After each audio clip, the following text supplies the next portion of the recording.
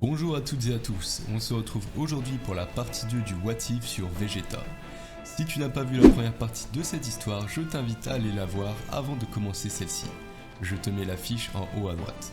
Avant de passer à la suite, je tiens à vous remercier pour l'accueil de la vidéo sur l'arc Moro, qui vous a beaucoup plu, et ne vous inquiétez pas, l'arc Granola complet est en préparation.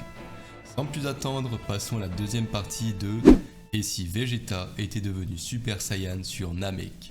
Après leur retour sur Terre, la Z-Team s'est entraînée pendant un an pour pouvoir combattre Vegeta lors de son retour. Après un dur entraînement, Son Goku et ses amis sont fin prêts pour accueillir le prince des Saiyans. C'est alors qu'ils sentent une grande puissance s'approcher de la Terre. Ils se réunissent alors tous au même endroit et se préparent à affronter Vegeta. Cependant, ils remarquent vite que ce n'est pas une capsule Saiyan, mais bien un vaisseau qui ressemble à celui de Freezer qui approche. Une fois atterri, une troupe de soldats sort avec un grand guerrier à son commandement, le roi Cold, qui n'est autre que le père de Freezer. La Z-Team est à la fois surprise et effrayée et va devoir de nouveau combattre un monstre de puissance. Goku se prépare alors au combat pendant que le reste des protecteurs de la Terre s'occupent des soldats. Goku s'élance alors à l'assaut du roi Cold avant d'être interrompu par un mystérieux garçon qui apparaît devant lui. Vêtu d'une veste violette et équipé d'une épée, il dit alors qu'il s'occupe de tout. Il se transforme en Super Saiyan et exécute alors le roi Cold avec une facilité déconcertante. Et à peine nos héros ont le temps de respirer qu'une capsule approche à toute vitesse de la Terre. Cette fois-ci, il n'y a pas de doute, c'est bel et bien le retour de Vegeta. Avant qu'ils n'atterrissent, le mystérieux garçon leur dit alors qu'il s'appelle Trunks et qu'il ne pourra pas les aider dans ce combat car il risquerait de mourir à l'issue de celui-ci. La Z-Team est surprise de l'annonce de Trunks, qui vient de terrasser sans problème le roi Cold. Vegeta serait-il encore plus fort pour qu'il ne veuille pas le combattre? Le prince des Saiyans atterrit alors. Goku se tient prêt pour l'affrontement. Vegeta sort de sa capsule et les deux Saiyans se lancent un regard avant d'entamer le combat. Les deux s'élancent et s'entrechoquent. Le combat est équilibré, mais Goku prend l'avantage grâce au Kaioken. Vegeta, ne comptant pas se laisser faire, riposte puis dévoile de nouveau le Super Saiyan, ce qui marque un temps d'arrêt dans le combat, tellement la puissance de Vegeta est grande.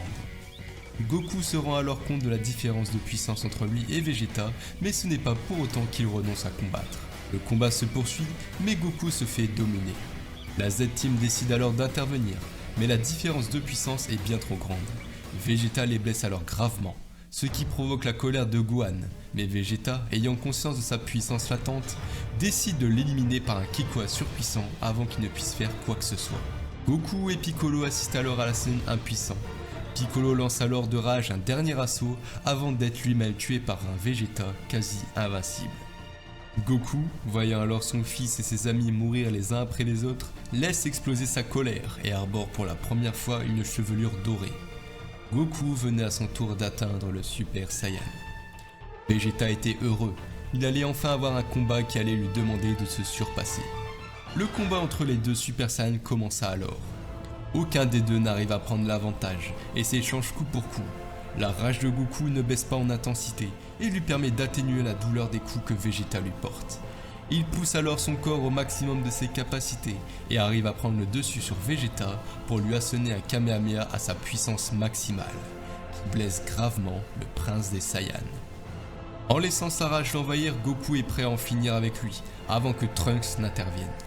Le jeune garçon dit alors qu'il ne peut pas laisser Vegeta mourir pour une raison qu'il doit garder secrète, et que sa venue n'est pas anodine. Il explique alors qu'il vient du futur et que d'ici 3 ans, des cyborgs terriblement puissants feront leur apparition sur Terre. Ils sont le fruit des recherches du Dr Gero, un membre de l'armée du Ruban Rouge. Pour tenter d'apaiser la colère de Goku, Trunks lui annonce que dans le futur, il est mort d'une maladie cardiaque et qu'aujourd'hui aucun traitement n'est disponible. Il lui propose alors le remède qui vient du futur en échange de laisser la vie sauve à Vegeta. Goku accepte alors le marché. Après cette discussion, Trunks annonce qu'il reviendra dans 3 ans et repart dans son époque à l'aide de sa machine temporelle. Quant à Vegeta, il s'est volatilisé le temps que la Z-Team regarde le départ de Trunks. Les survivants de cette bataille ont donc une échéance de 3 ans avant de devoir combattre de nouveaux ennemis surpuissants. Goku est aussi déterminé à ressusciter son ami et son fils. Il part donc en direction de Namek en compagnie de Krillin, car Piccolo étant mort, les Dragon Ball sur Terre ne sont plus actives. Goku et Krillin à bord d'un vaisseau d'entraînement conçu par la Capsule Corp affûtent leurs esprits, et Goku arrive à présent à maîtriser le Super Saiyan tout en restant calme. Une fois arrivé sur Namek, Goku prend compte de la situation et décide qu'il faut un nouveau dieu sur Terre, car le lien entre Piccolo et Dieu ne facilite pas les choses concernant les Dragon Ball. On lui propose alors Dende qui accepte de remplacer le dieu sur Terre. Grâce au pouvoir de Porunga qui a été invoqué par un Namek ayant eu la passation du grand chef, Piccolo et Gohan sont ressuscités. Le devoir accompli, Goku et Krillin repartent sur Terre en compagnie de Dende qui leur apprend la base des techniques de soins Namek pendant le voyage. Quant à Gohan et Piccolo, ils décident de s'entraîner de nouveau ensemble pour dépasser leurs limites et être prêts lors de l'assaut des cyborgs. Vegeta, quant à lui, reste toujours introuvable. Nos héros ont donc un peu moins de 3 ans pour être à la hauteur lors de l'arrivée des cyborgs qui les ont tous tués dans le futur de Trunks. L'heure de l'entraînement est enfin arrivée.